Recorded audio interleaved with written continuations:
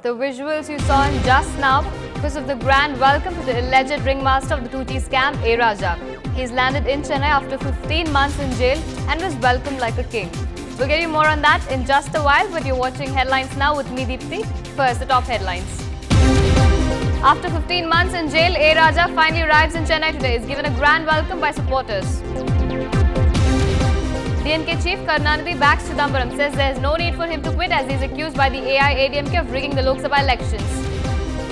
Vaiko protests against the depiction of the anti-Hindi agitation in Tamil Nadu Class 12 textbooks. Acting on the row over the attacks on trainee doctors, CCTV cameras are installed in Rajiv Gandhi General Hospital. Complete victory for Narendra Modi after his sworn enemy Sanjay Joshi submits his resignation and quits the BJP altogether. Recording its second biggest single day fall this year, gold today tumbled by ₹700. After a glorious win at the French Open mixed doubles, Mahesh Bhupati and Sania Mirza say they're now aiming for the Olympics. News in detail. After more than a year, former Telecom Minister A. Raja has arrived in Tamil Nadu this evening. Despite the charges against him, the alleged ringmaster of the telecom scam has received a hero's welcome at the Chennai airport. Supporters from his hometown of Perambalur and his constituency Nilgiris have greeted him there. His first stop in Chennai will be DMK headquarters Anna Arivalayam to meet his party chief M. Karunanidhi. Sources close to him say that Mr. Raja will stay as his Chennai residence on Friday and Saturday and is likely to visit his constituency on Sunday, where a large reception has been planned.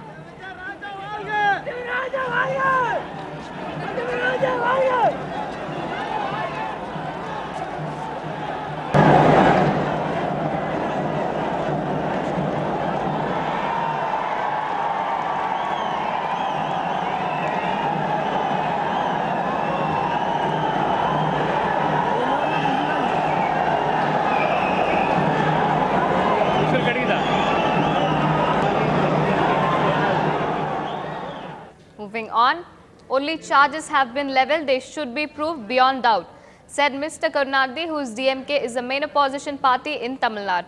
After a court ruled that Union Minister P. Chidambaram will face trial over the validity of his Lok Sabha election, the minister had said that there was no question of him resigning.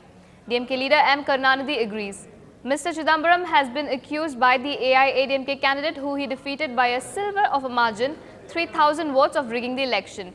He also said that the main charges against him had been dropped by the Madras High Court, so the verdict was a setback for the petitioner and not him. Tamil Nadu Chief Minister Jayalalitha is heading to the Pudukkottai constituency tomorrow to campaign for her party candidate Karthik Tondaiman. She is arriving in Pudukkottai by helicopter and campaigning in 9 major venues. Meanwhile, DMDK Chief Vijaykanth has been intensely campaigning in the constituency for his candidate Zakir Hussain. The security has been beefed up as the by-election is just 4 days away from now. Special police forces have been bought from other districts as a part of elaborate security arrangements made by the Election Commission. The Chief Electoral Officer Praveen Kumar today stated that all the needful to ensure a free and fair election has been made and that outsiders will not be entertained to stay in the constituency after the 10th evening. Close on the heels of parliamentarians going up in arms over a cartoon concerning B.R. Ambedkar in NCERT textbooks, another such row erupted today with MDMK leader Vaiko protesting against the depiction of anti-Hindi agitation in Tamil Nadu Class 12 books. In identical letters to HRD Minister Kapil Sibal and NCERT Director Professor Sinclair, Vaiko said that the cartoon in the textbook depicts students of Tamil Nadu as if they were ignorant and indulged in violence. Calling the printing of the cartoon deplorable, Vaiko requested that steps be taken to remove it to honor the emotions of the people of Tamil Nadu.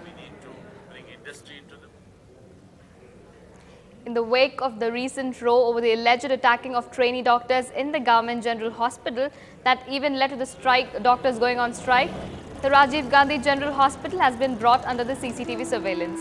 16 CCTV units have been installed in the hospital premises.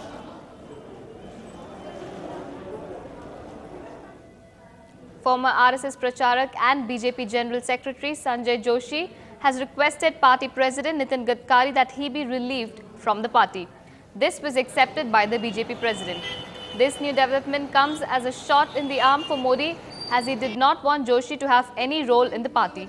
Both the BJP and RSS have been divided in the manner in which Joshi had to resign from the national executive, as Modi put this as a condition for him to attend the Mumbai conclave. Shri Sanjay Joshi has requested BJP President Shri Nitin Gadkari to relieve him from the party, and his request has been accepted by the party president. I would think that tsunamis come only when there are earthquakes under the surface. We'll move to a short break now. Stay with us.